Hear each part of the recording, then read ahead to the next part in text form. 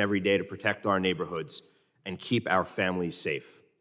As a retired New York City Police Department detective, I know firsthand how challenging a career in law enforcement can be.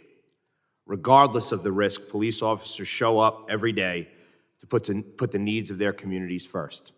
They truly stand the line between good and evil. To our police officers and law enforcement serving throughout the nation, thank you for your bravery and for your service. We commend all of you for your unwavering commitment to keeping us all safe. To those who we've honored over the last few days in the line of duty, we honor you. When we all take an oath to protect and serve, we also make a promise in our hearts to never forget. And I promise that I will do everything in my power to make sure that we never forget them. As we will hear in your testimonies, the challenges facing our law enforcement community are increasingly complex and every day seem to evolve. Americans can't turn on the news without hearing stories of carjackings, robberies, increased acts of senseless violence across this country, not to mention the continued threat of terrorism. The sad fact is, many Americans no longer feel safe in their communities.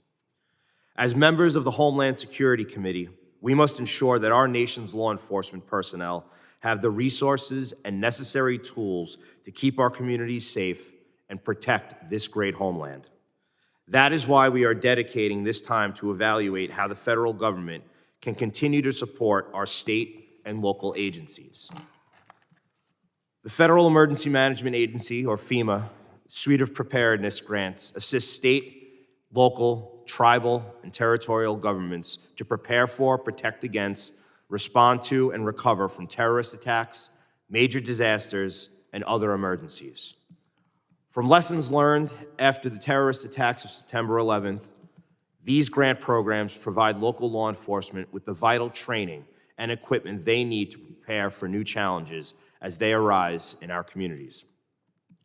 In fact, over the last 10 years, the New York City urban area has received over $2 billion in grant funding to prevent, prepare for, and protect against terrorist attacks in New York City.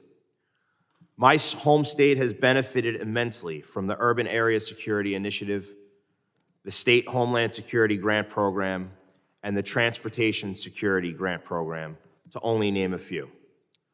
For example, federal grant funding supports the Counterterrorism Officer Program that provides NYPD patrol officers with specialized counterterrorism training to enable officers to conduct counterterrorism operations at specific intelligence-driven locations throughout the city. Grant funds have been used to purchase concrete barriers to save pedestrians and cyclists from vehicular terrorism, a necessary tool following the 2017 vehicle ramming in Lower Manhattan. And grant funds have supported the Vapor Wake Detection Canine Program, which trains canines to trail explosive or chemical odors. With New York remaining a top terror target, the importance of grant funding, not only in New York City, but throughout this country, is paramount. As the chairman of the Emergency Management and Technology Subcommittee, I will continue to advocate for robust investment in these security grant programs. However, when examining these grant programs, it is also important to ensure that smaller or more rural enforcement agencies across the country have the resources that they need to adapt to the changing threat landscape in their respective states. In the past decade, the threats against our homeland have changed. Domestic and small-scale acts of terrorism now threaten our communities, and hate-filled attacks have become more frequent. According to a recent FBI report, hate crime incidents increased by 11.6% in 21, from 8,210 incidents in 2020 to over 9,000 in 2021. More than half of all religious hate crimes were motivated by anti-Semitism, further highlighting the importance of the Nonprofit Security Grant Program, which provides our faith-based communities with the means to harden their defenses, acquire security equipment, and provide training to better safeguard their congregants. The rise in crime across the country points to the importance of FEMA's preparedness grant programs and the need for strengthening local law enforcement efforts, many departments like you represent. Today, the national homicide rate is 34% higher than it was in 2019. Major crimes in New York rose by 22% in 2022. Burglaries and robberies increased by 37%.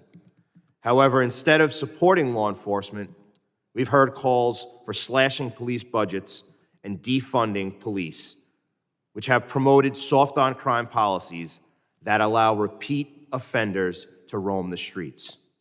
At a time when crime is increasing, we should be strengthening law enforcement, not making our communities more vulnerable.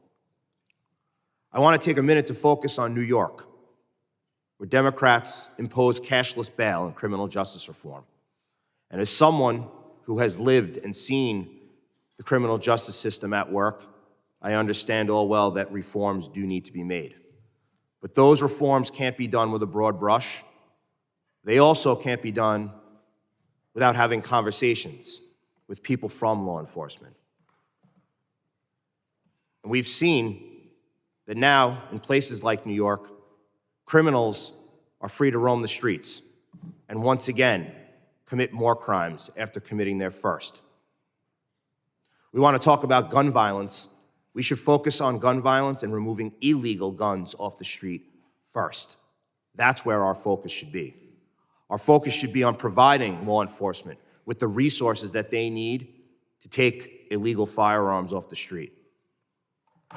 It is interesting when we hear individuals talk about gun violence and talk about different weapons used, not a weapon, or know the difference between weapons, but they do know that it looks, quote, scary.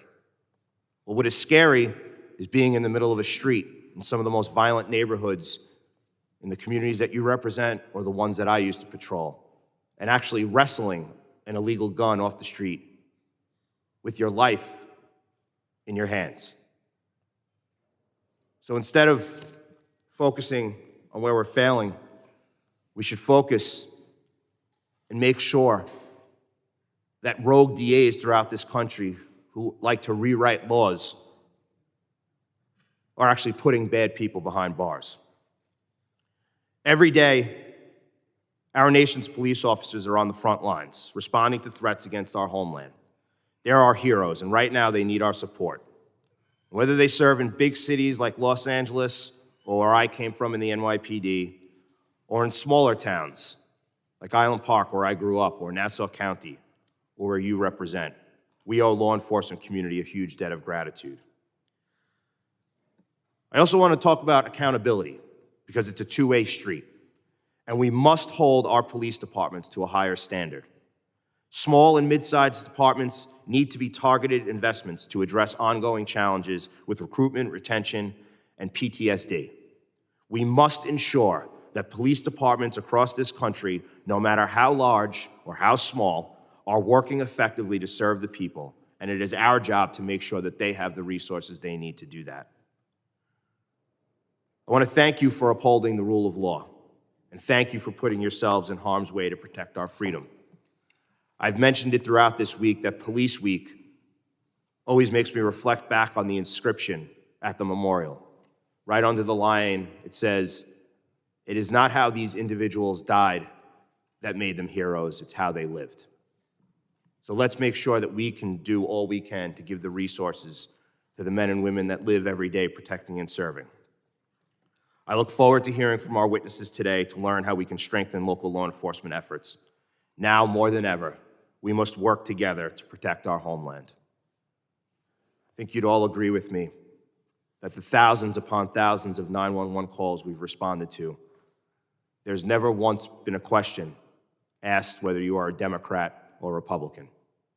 So let's work together, not as parties and politics, but as Americans to keep this great nation safe. Mr. Chairman, thank you. I yield back.